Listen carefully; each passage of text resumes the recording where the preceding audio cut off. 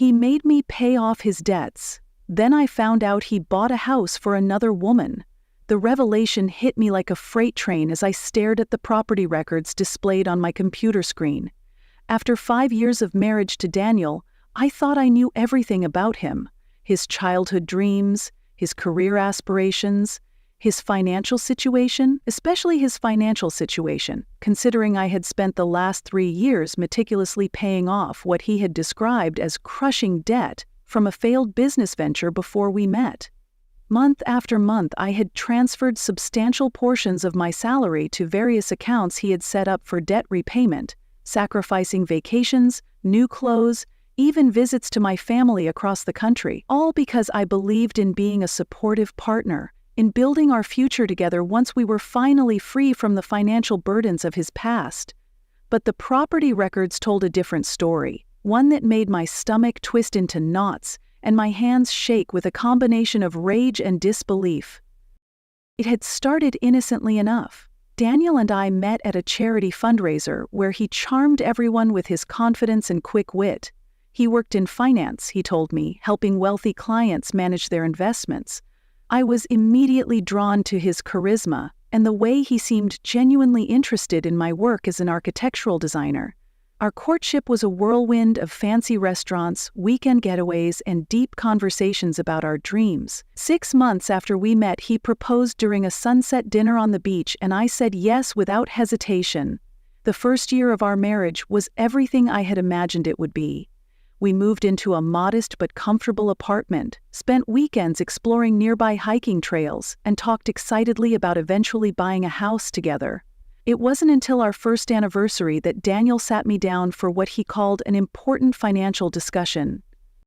With a pained expression, he explained that before meeting me, he had invested in a friend's startup company that ultimately failed. He had used his savings and taken out substantial loans to help keep the business afloat, believing until the end that they could turn things around.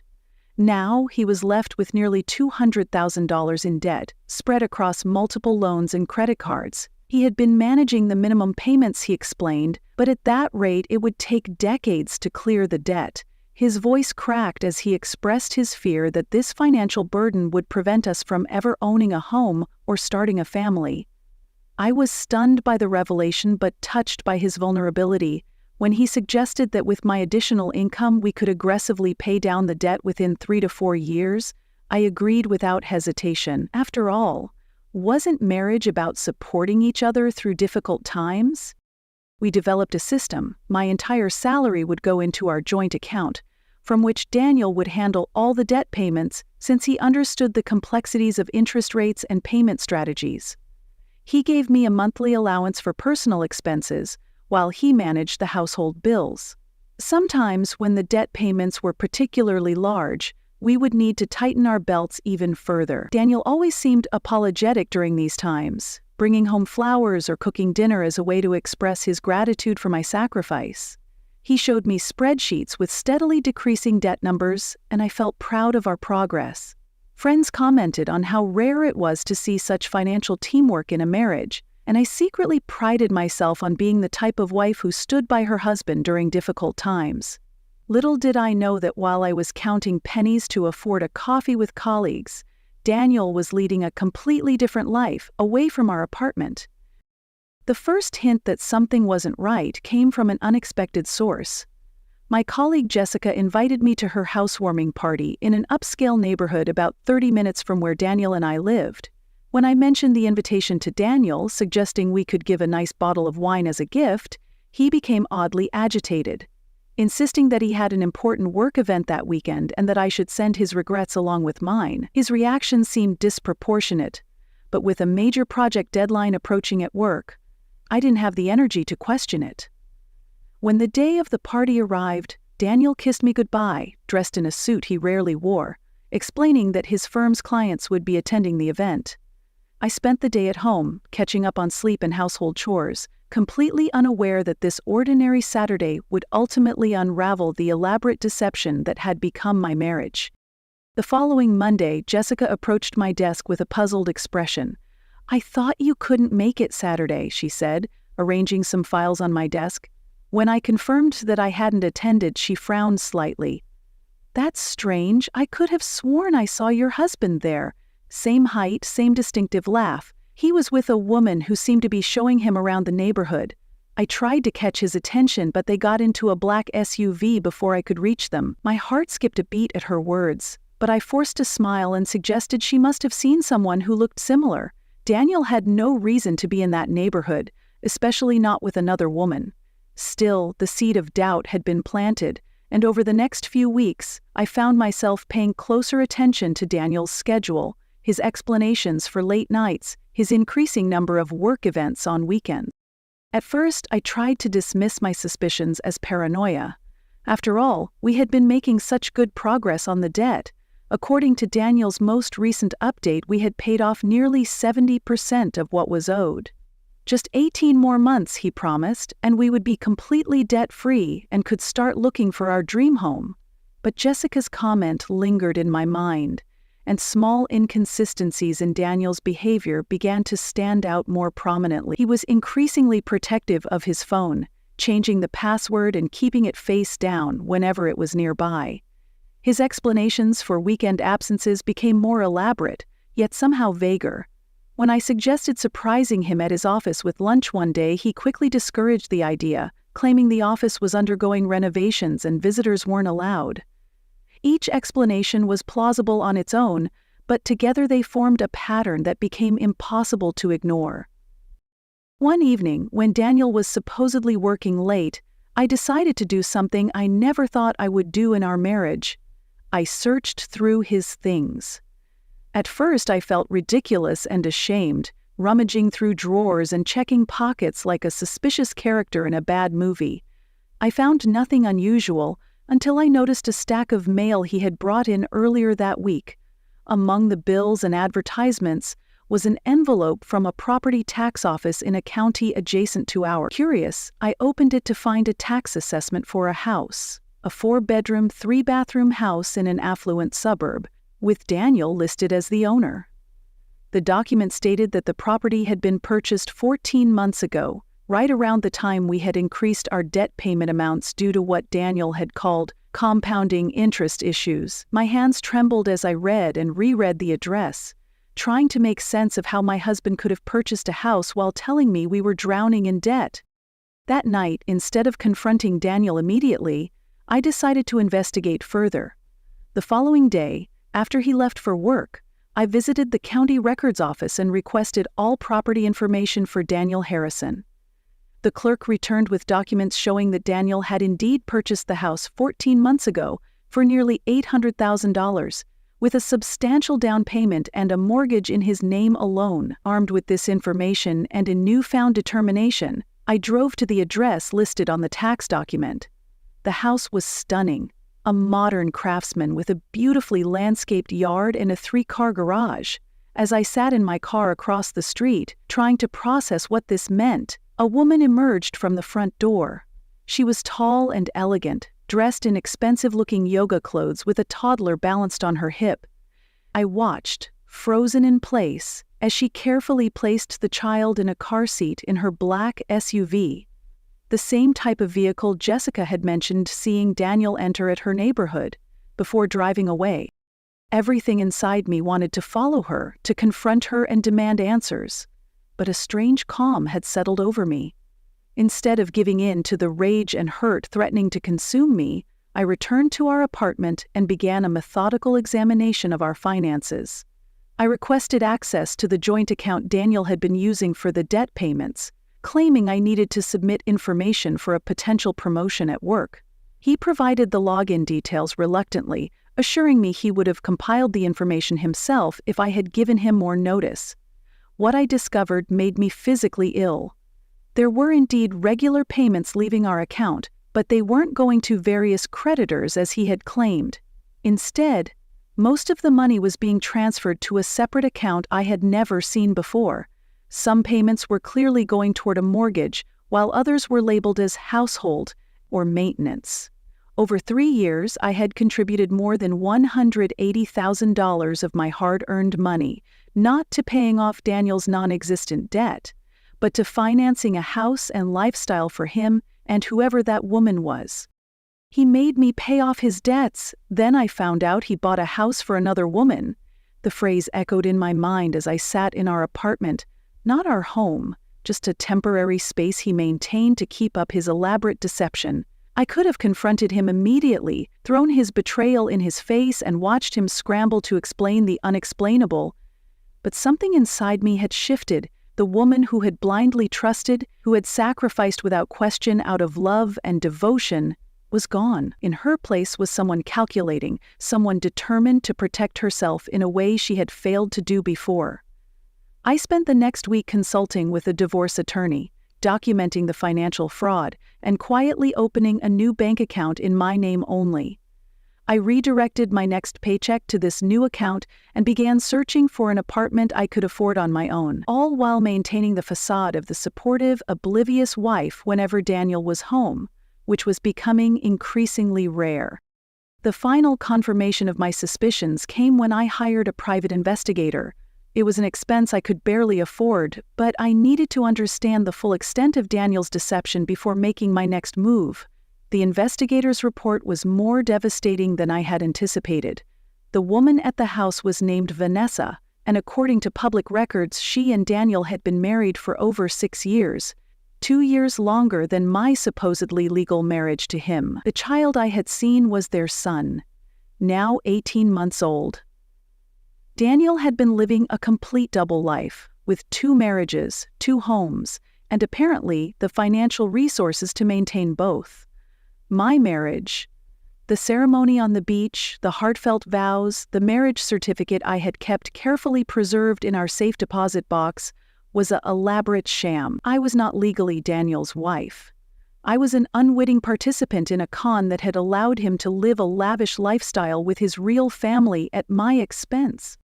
Armed with this knowledge and the supporting documentation, I executed my plan with precision. On a Friday, when Daniel claimed to be flying to Chicago for a conference, I moved my belongings out of the apartment and into my new place. I left behind everything we had purchased together, taking only what was undeniably mine. I changed my phone number, closed all joint accounts after withdrawing my fair share, and instructed my attorney to proceed with legal action to recover the funds I had been defrauded of.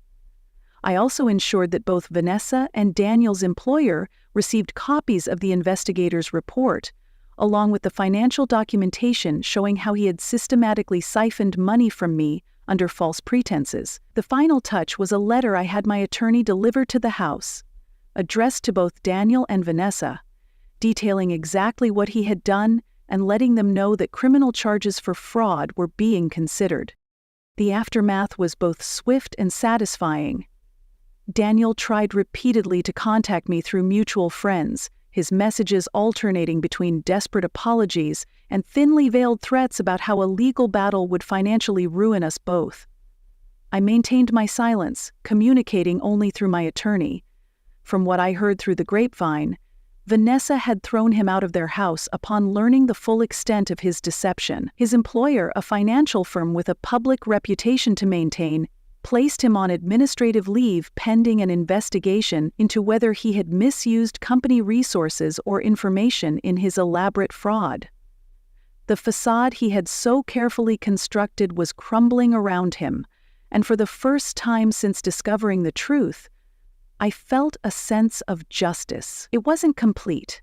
No outcome could fully restore the 3 years I had lost or heal the deep wounds of betrayal. But it was a beginning. The legal process was lengthy and complex. Because our marriage was not legally valid, the case became about financial fraud rather than divorce.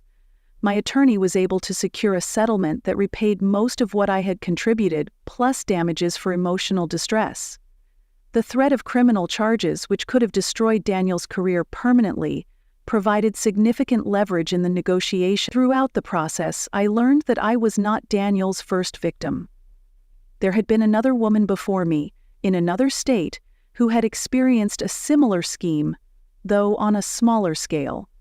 That knowledge was perhaps the most chilling of all, the realization that I had been targeted by someone who had refined his methods through previous deceptions. As the months passed and the legal battles finally concluded, I found myself rebuilding my life piece by piece. My career, which had thankfully continued to flourish despite the personal turmoil, provided both financial stability and a sense of purpose. I moved to a different city, partly to escape the lingering embarrassment of having been so thoroughly deceived, but mostly to create a fresh start. I formed new friendships, cautiously at first, and eventually began to trust again, not with the blind faith I had once given so freely, but with a healthier skepticism balanced by an unwillingness to let one person's betrayal define my capacity for connection. The experience had changed me, certainly, but I was determined that it would not diminish me. One unexpected outcome of the whole ordeal was a professional opportunity that arose directly from it. My experience navigating the complex financial fraud led to me being invited to speak at a conference on financial independence and protection for women. That first presentation led to others, and eventually to a side career as an advocate and educator on financial literacy and the importance of maintaining financial autonomy even within committed relationships. The woman who had once handed over her entire salary without question was now teaching others how to protect themselves from similar situations. There was a profound irony in the fact that Daniel's deception had ultimately led to me helping others avoid the same fate, but it was an irony that brought a measure of healing. 5 years later, I received an email from Vanessa, Daniel's legal wife. She had tracked me down through my increasingly public work as a financial literacy advocate. Her message was simple. She wanted to thank me for having the courage to expose Daniel's actions, not just for my own sake but for hers as well. They had divorced shortly after my revelations, and while the process had been painful, especially with a young child involved, she wrote that she was grateful to have learned the truth before wasting more years with someone capable of such calculated deception. She had recently remarried, she shared, to someone who valued honesty and transparency. Her closing words stayed with me. Sometimes the most devastating discoveries lead us exactly where we need to be. I couldn't have said it better myself. Today, when I look back on that period of my life, I no longer feel the burning shame and rage that once consumed me. Instead, I see it as a crucial chapter in a larger story, one about losing myself and then finding a stronger, wiser version on the other side. Daniel, I had heard, eventually faced criminal charges in another state for a similar scheme. The house he had bought with my money had been sold as part of Vanessa's divorce settlement. The life he had constructed so carefully, built on lies and the exploitation of those who trusted him, had collapsed entirely. Sometimes, in the midst of a presentation or when counseling a woman considering merging finances with a partner, I think about how close I came to a lifetime of such deception. He made me pay off his debts. Then I found out he bought a house for another woman. What once felt like the most humiliating headline of my life had become a warning for others and a reminder to myself of how far I had come. The most important lesson I learned wasn't about the dangers of trusting too much or the importance of verifying financial information, though those were certainly valuable takeaways. It was about resilience, the remarkable human capacity to face devastating betrayal and not just survive, but eventually thrive. It was about recognizing that while we cannot control the actions of others, we can always choose how we respond, how we rebuild, and ultimately, how we transform painful experiences into sources of strength and wisdom. I think about the woman I was at the beginning of this story, loving, trusting, eager to support the man she believed was her husband, and I feel compassion for her rather than embarrassment. She was not foolish for believing in partnership and sacrifice. She was betrayed by someone who deliberately exploited those qualities. My story isn't unique. Financial deception in relationships is far more common than most people realize, ranging from small, hidden purchases to elaborate double lives like Daniel's. What makes each story different is how the person responds when the deception is discovered. Some retreat into shame and isolation, some seek vengeance at all costs, and others, like me, eventually find a way to use the experience as a catalyst for growth and change. I have met many women and some men with stories similar to mine, each with their own variation of betrayal and recovery. We share a particular understanding, a recognition in each other's eyes that says, we have seen the worst and survived it. There is power in that recognition, in knowing that you have already faced one of your greatest fears and emerged stronger on the other side. If Daniel were to appear in my life today, I wonder if I would even recognize him. Not his physical appearance, but the power he once held over my emotions. The man who brought me to my knees with his betrayal now seems almost insignificant compared to the life I have built in the aftermath. That transformation, from victim to advocate, from devastation to purpose, is perhaps the greatest revenge. Though revenge was never my goal, my aim was always recovery, reconstruction, and ultimately reclamation of the self I had lost during those years of deception.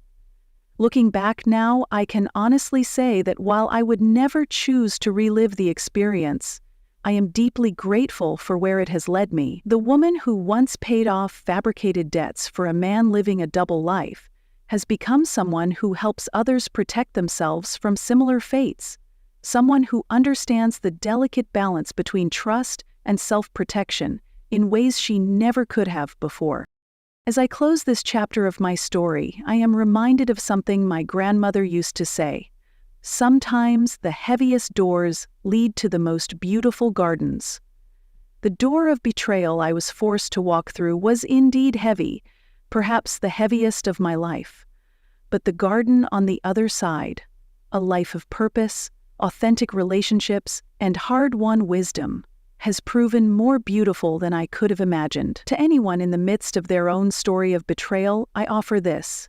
The pain is real, the recovery is demanding, but the possibility of transformation is always present.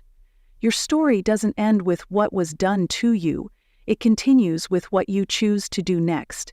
And that choice, unlike so much of what happens to us in life, is entirely yours.